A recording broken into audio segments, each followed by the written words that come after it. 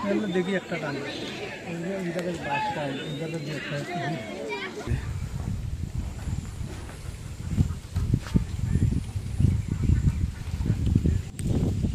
আসসালামু আলাইকুম, সবাইকে শুভ সকাল। তো আপনারা কেমন আছেন? তো আশা করি আপনারা ভালো আছেন। তো কিছুদিন আগে বলছিলাম যে বন্যা হবে, পানি বাড়তেছে। সেই বন্যা অলরেডি হয়ে গেল। এই যে ছোট হোক বড় হোক বন্যা, মানে এই বছরের জন্য এইটাই আমাদের বিশাল বন্যা। কারণ এরকম বন্যা এই বছরে কোনো হয় নাই।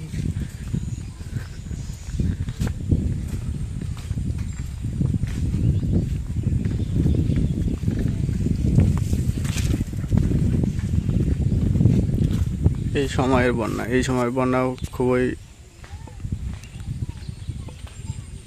এই যে ধান ক্ষেতগুলো, এই যে নদীর কচুরি পানা দিয়ে না একদম ভরে গেছে। মানুষ এগুলো ক্লিয়ার করতেছে।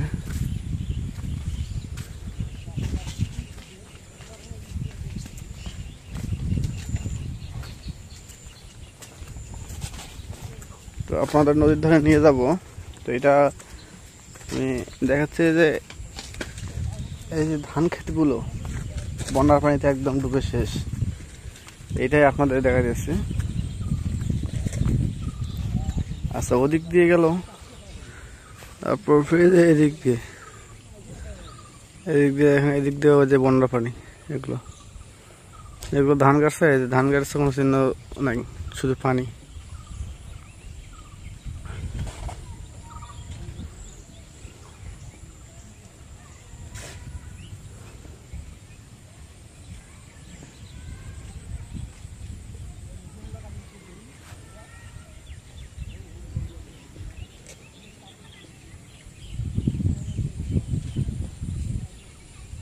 মানুষের বাড়িতে পানি উঠছে।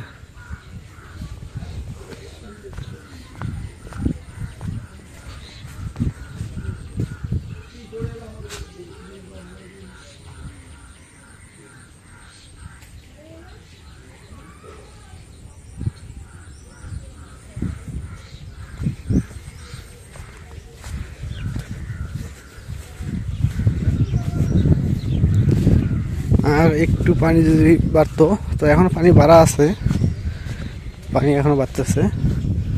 যদি আর কিছু বাড়ে তো আমার বাড়িতে পানি উঠবে।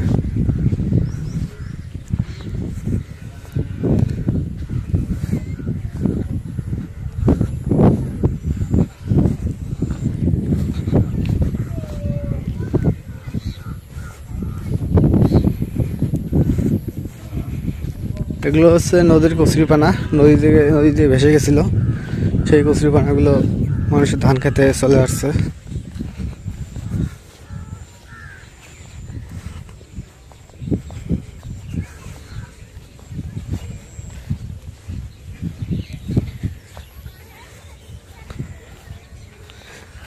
যে সময় বন্যা হওয়ার কথা ছিল, তো ওই সময় বন্যাটা হয়নি।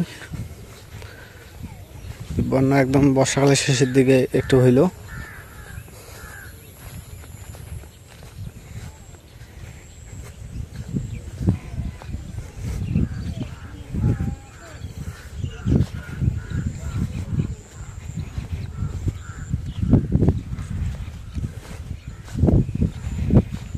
পানি কমে গেলে এই পানাগুলো যদি না উঠায়, তাহলে ধানের চারা একদম নষ্ট হয়ে যাবে। কারণ পানাগুলো তো ছোট ছোট কচুরি পানা না, এগুলো বড় বড় কচুরি পানা।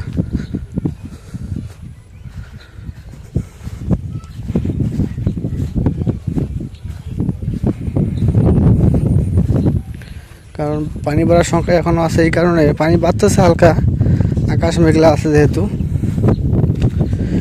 তিস্তা তো একদম বন্যাতে, তিস্তার পাড়ের মানুষের অবস্থা খুবই খারাপ বর্তমান।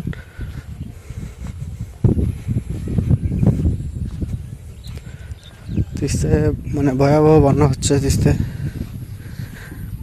তাই যে আমার বাড়ি একদম পানি একদম কাছাকাছি চলে গেছে।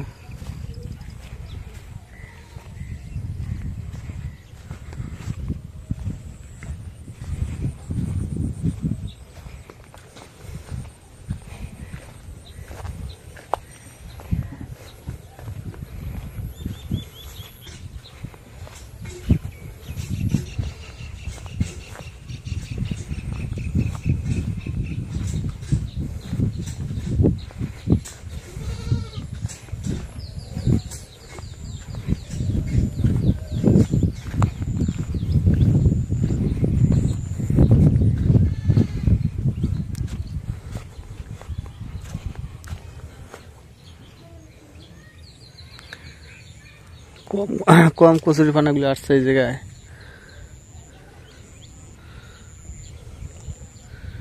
এই যে এটা একদম ভরপুর হয়ে গেছে কচুরিপানা দিয়ে।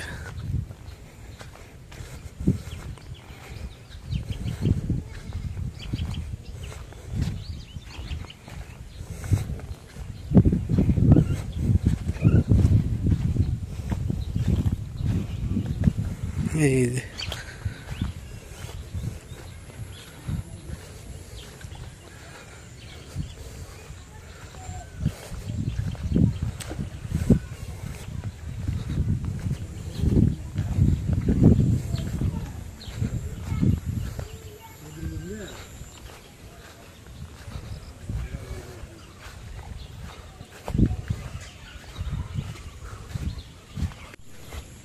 তো এই যে কচুরিপানাগুলো এগুলো যার ধান খেতে পড়ছে তো তারা এগুলো ভাসায় দিচ্ছে আবার নদীতে।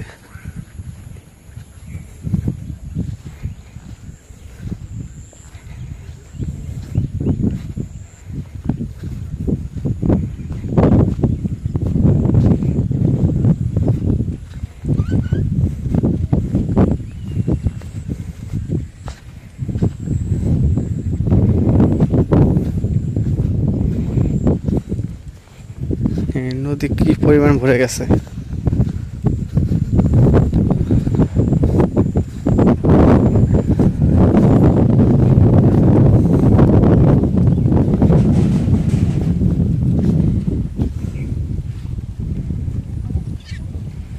এই যে বাড়িতে পানি উঠছে।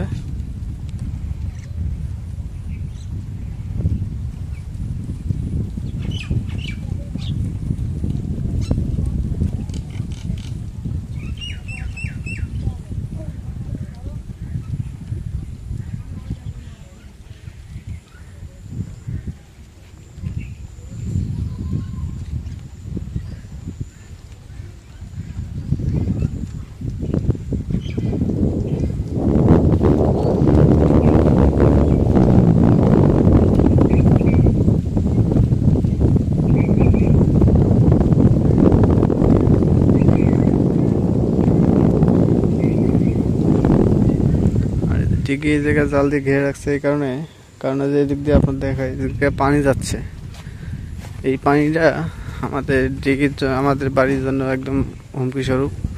এই যে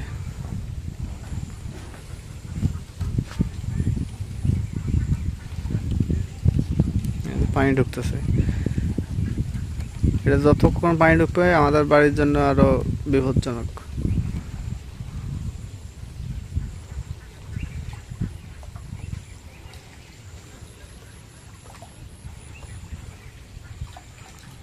মাছ ঝাপা এই জায়গায়।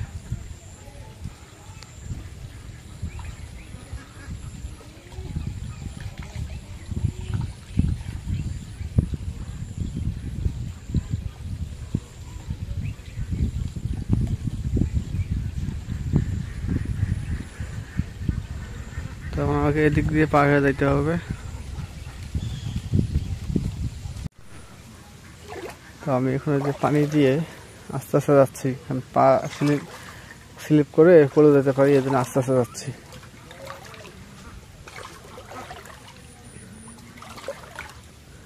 এই বন্যার পানি উঠলে মানুষের দুর্দশা কে দেখে।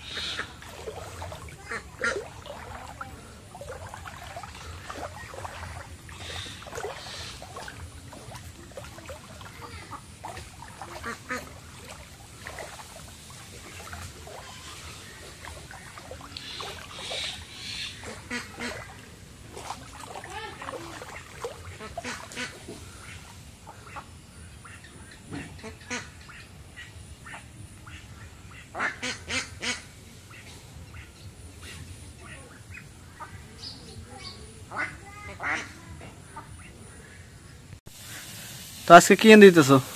ছাগলের ঠ্যাং। ছাগলের ঠ্যাং? এখন করে আমি তেল দিই। ছাগলের ঠ্যাং মানে পরিষ্কার করে জাল দিয়ে হয়েছিল, ময় মশলা দিয়ে সবকিছু দিয়ে জাল করে রাখছো। এখন একটু তেল দিয়ে ছড়াই দিই। তাহলে তোমার মশলা দেওয়াতে না খুব ভালো হয়েছে। আজকে এই যে ও সেই জাল দিয়ে হয়েছিল। দেখি দেখি কিরকম হচ্ছে, একদম আটটা বার দেখি।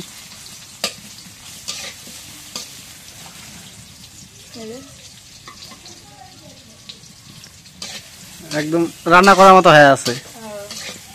সবকিছু দেওয়া আছে, তেল আর পেঁয়াজটা দেওয়া নেই, সব মশলা মরিচের গুঁড়া, হলুদের গুঁড়া ওগুলো দিয়ে জাল দিয়ে রাখছো।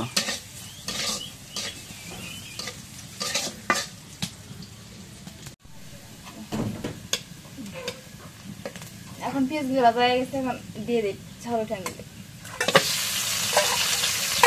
একদম টাকা লেগে গেছে।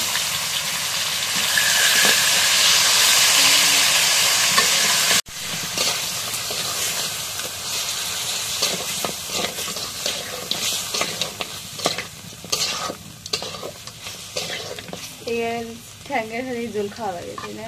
হ্যাঁ, তার খাওয়া কিচ্ছু নেই। পানি দিয়ে দিয়ে একটু কষায় নিই।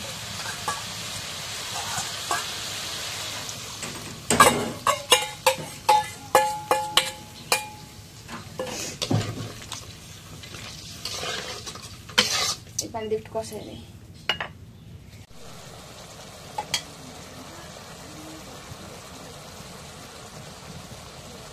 এখন ঠ্যাঙ্গিটা কষানো গেছে, জলে ভরে দিয়ে দিই।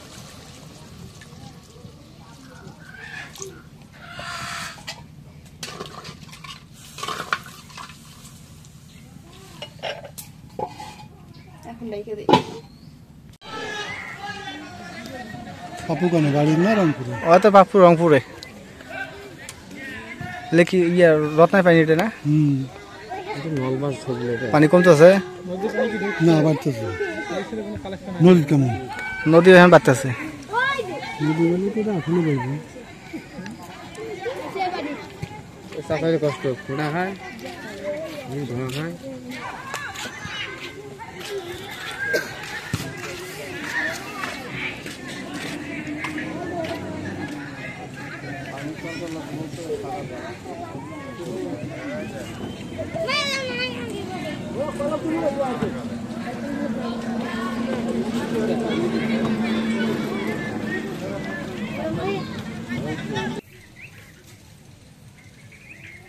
এখন ঠ্যাঙ্গের তরকারি দেওয়া গেছে, এখন নামাই নেই।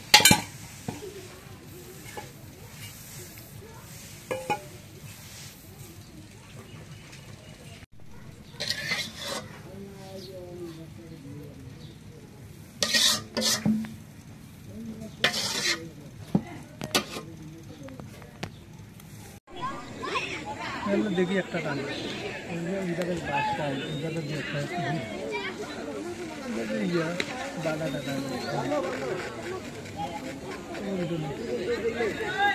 এই খাই ওঠে না, এই খাই উঠছে তো, ভালো মাছ উঠছে তো।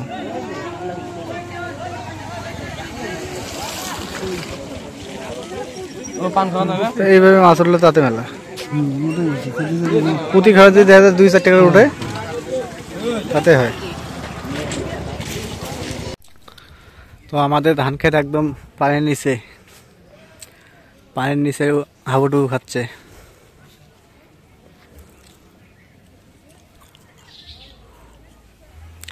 এখন যেদিকে তাকাই শুধু পানি আর পানি। এমন যে একটা বন্যা হবে তা চিন্তা করতে পারেন যে শেষ সময় একটা বন্যা হবে এইভাবে।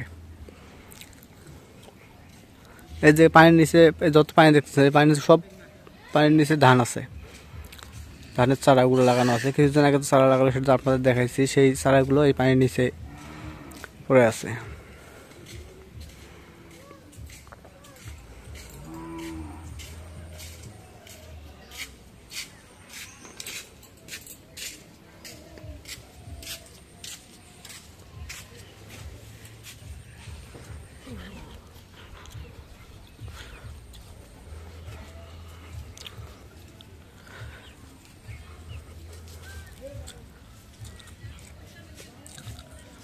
তো ঠিক আছে, আজকে ব্লগটা এতে শেষ করব।